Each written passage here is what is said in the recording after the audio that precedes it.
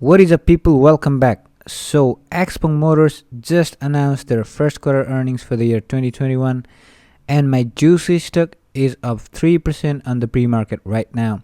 Because the earning looks impressive, they have higher revenue than expected, they have lower loss than expected, and some strong guidance for the second quarter. So guys, in this video, we'll be looking into the earnings in detail. But before that, I am not a financial advisor. I hope you know that. Anything I say on this video should not be taken as financial advice.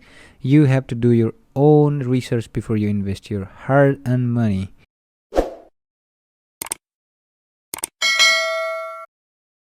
Trading 212 link is down in the description. If you are interested in using Trading 212 to invest your money, you can follow through the link down in my description. You can register and then deposit at least £1.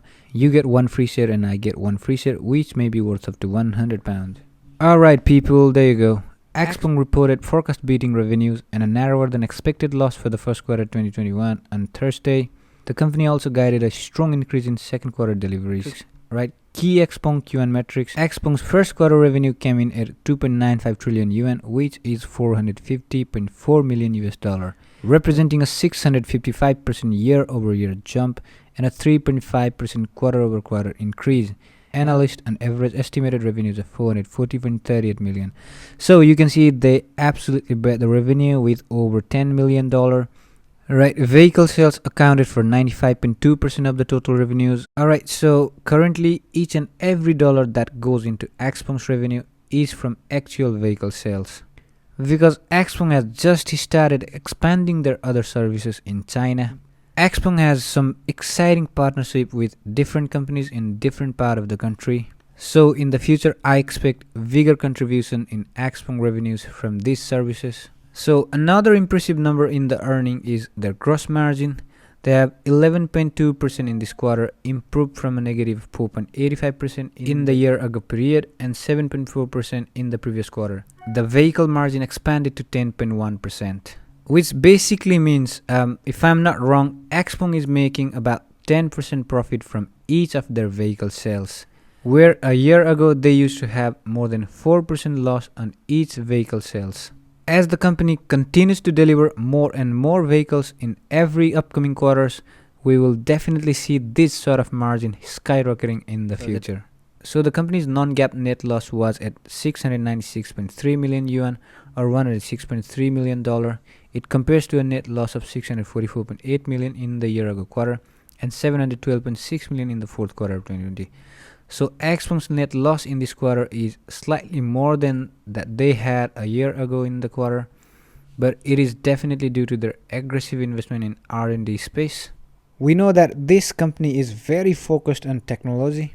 According to the company's CEO, he wants to make Xpeng different than any other company. They have invested in research and development for the flying cars as well, which I personally don't like, and I think that is the only thing I don't like about this company. And I hope they won't spend much of their cash in those sort of activities. But I'm happy their loss in this quarter is slightly less than the previous quarter, which was Q4 2020. On a per share basis, which we normally call earning per share, the first quarter non-GAAP net loss came in at 13 cents. The consensus had called for a loss of 17 cents per share. Boom, there you go. The company, the estimate on earnings, this shows that the company is getting closer to being profitable. Well, it is quite there, but our strong momentum in the quarter was propelled by our industry-leading full-stack autonomous driving technology, solid differentiated product strategy, and our vision to lead smart EV development and transformation, said Xpeng chairman and CEO. The company held cash, cash equivalents, restricted cash, short-term deposits, short-term investments, and long-term deposits of $5.53 billion as of March 31. So that is impressive. The company has over $5 billion worth of cash or cash equivalent. Xpeng's Q1 propelled by record deliveries. Despite the seasonal softness and chip shortage, Xpeng delivered record deliveries of 13,340 vehicles in Q1, which was a little more than the previous quarter, Q4 2020, I think about 300 vehicles. The company followed up with another strong performance in April with a 258% year-over-year increase in deliveries of 5,147 units. Well, we know that the company is bringing V5 with LiDAR technology in it. Xpeng adds recurring revenues.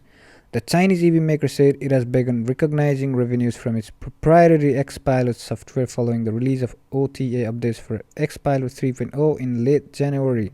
As we continue to grow with rapid technology iterations powered by our full-stack in-house R&D capabilities and strong closed-loop data capabilities, I believe that Xpilot software monetization will become recurring revenues as part of the revenues from our vehicle sales, said Xpeng CEO Xpeng. Right, this is impressive. So it is same like Tesla's anticipated FSD. So yeah, this is very good because it is another source of revenue for the company. Right, okay, this is big. Xpeng guides for 15,500 to 16,000 vehicle deliveries in the second quarter, representing about 400% year-over-year growth. The company expects revenue for the quarter to be between 3.4 billion yuan and 3.5 billion yuan. That is $526.8 million to $542.2 million versus a $554.9 million consensus estimate. So that is actually massive. They have amazing outline for the second quarter, especially due to this crazy chip shortage in the industry. So this sort of growth in the upcoming quarter for this company is absolutely key because everybody has very high expectation from the company for annual deliveries. Alright, so to summarize this video, Xpeng announced an amazing first quarter earning of the year and guides for even bigger second quarter. The company is going to achieve 100% growth of sales on year-over-year basis easily, I say. And I have always been saying since the start, everything about the company is going up. Everything about the company is going to the north. And at the same time, if the stock price goes to the south, it is definitely not sustainable.